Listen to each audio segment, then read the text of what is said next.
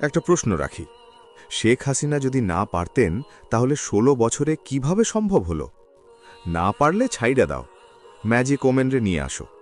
১৬ বছর যে পেরেছে তাকে নিয়ে আসো, যিনি $৭০ বিলিয়ন জিডিপিকে $৫০০ বিলিয়ন উন্নীত করেছেন, $৪৭৭ মাথাপিছু আয়কে $৩১০০ নিয়ে গেছেন, ২টা ইকোনমিক জোনকে ১১৩টা ইকোনমিক জোন করেছেন, ১৮৫টা গার্মেন্টসকে ১৬,০০০ গার্মেন্টস ডাইংয়ে রূপান্তর করেছেন।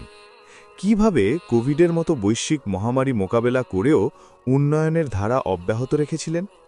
৮৫ লাখ গৃহহীনকে ঘর বানিয়ে দিয়েছেন, ১ কোটি মানুষকে টিসিবি কার্ড দিয়েছেন, দেশের ৩ লাখের অধিক স্কুল কলেজকে বহুতল ভবনে রূপান্তর করেছেন। সে সরকারি আয় থেকে কিভাবে করল? একবার ভাবুন তো। এরা এখন দাবি করতেছে সরকারের আয় থেকে এগুলা করা সম্ভব না, কিন্তু হাসিনা যখন ক্ষমতা নিয়েছিল তখন টোটাল দেশের জিডিপি ছিল মাত্র ৭০ বিলিয়ন। সেগুলা থেকে এত উন্নয়ন করল কিভাবে? তাহলে কেমনে এই কাজগুলো কি তার বাপের টাকাই করেছে? ১. পদ্মা সেতু, ২. Metro rail, ৩. Elevated express, ৪. Shahjalal বিমানবন্দরের 3rd টার্মিনাল, ৫. হাতির ঝিল প্রকল্প, ৬. পূর্বাচল ৩০০ ফিট, ৭. উড়াল সেতু নির্মাণ, ৮. যমুনা রেল সেতু, ১০. বঙ্গবন্ধু স্যাটেলাইট, ১১. রূপপুর পারমাণবিক বিদ্যুৎ কেন্দ্র, ১২. কর্ণফুলী টানেল, ১৩.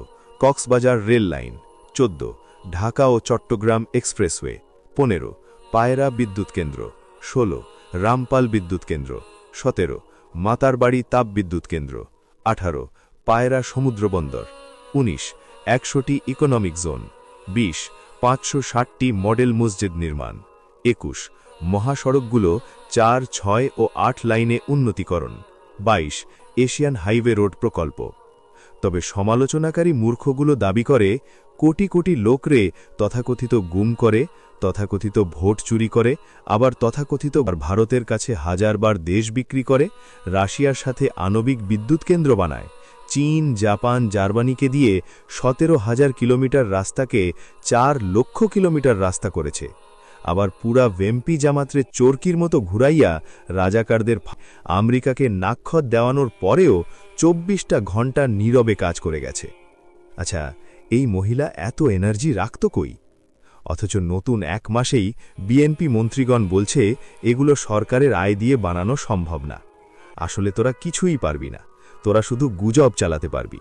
এটা দেশ পরিচালনা করা, এটা কোনো মঞ্চ নাটক না।